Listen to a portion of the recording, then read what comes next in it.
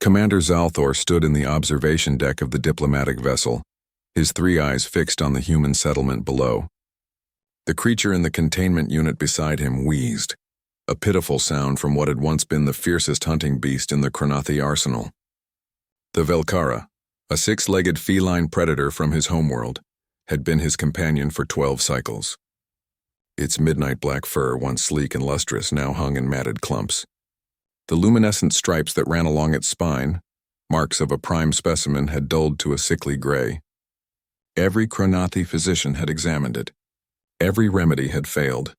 "The human medical facility has agreed to meet with you," his aide announced, mandibles clicking nervously. "But I must warn you, Commander. They're sending a child." Zalthor's upper eye narrowed. "A juvenile? To treat a Velkhara? Human protocols are strange, sir. They claim she's their best." The human girl couldn't have been more than 15 solar cycles old by Zalthor's estimation. She wore a white coat that dragged on the floor, her hair pulled back in what humans called a ponytail. When she entered the docking bay, she didn't flinch at the sight of his towering armored form, didn't even pause at the low growl emanating from the containment unit.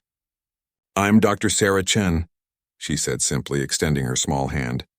"Well, not a doctor yet, but I've been working with big cats since I was 8. Zalthor stared at the outstretched appendage, then carefully enveloped it with his primary manipulator. The human's grip was surprisingly firm.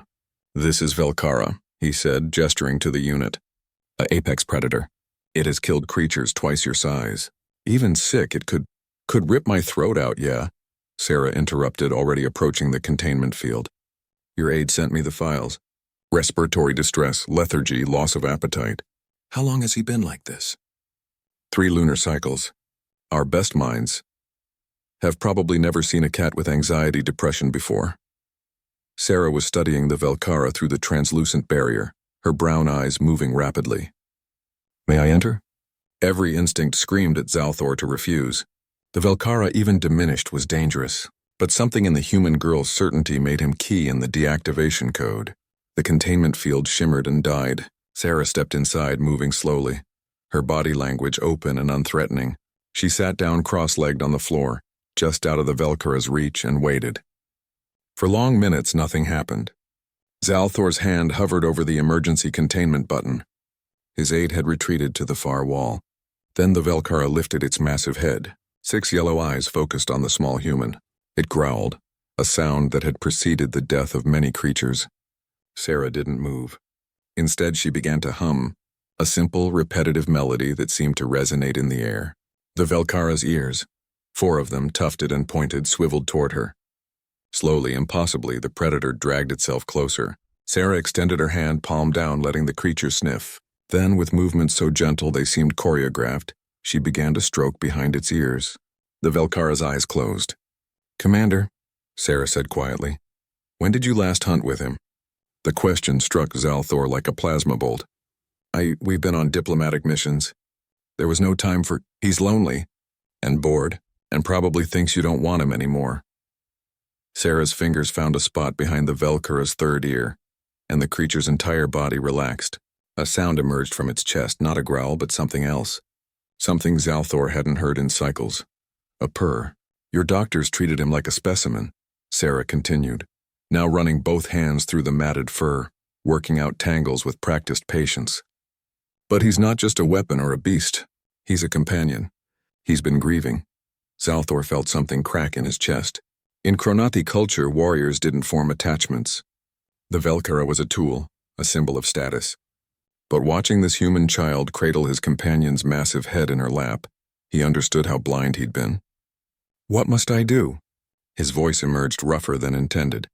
Sarah looked up at him, and he saw no judgment in her eyes, only understanding. "Spend time with him, not as a commander and his beast, but as friends. Play with him, hunt with him, even if it's just simulation programs, and—" She reached into her pocket, pulling out a small cube. "Give him this." "What is it?" "Catnip. Well, alien catnip.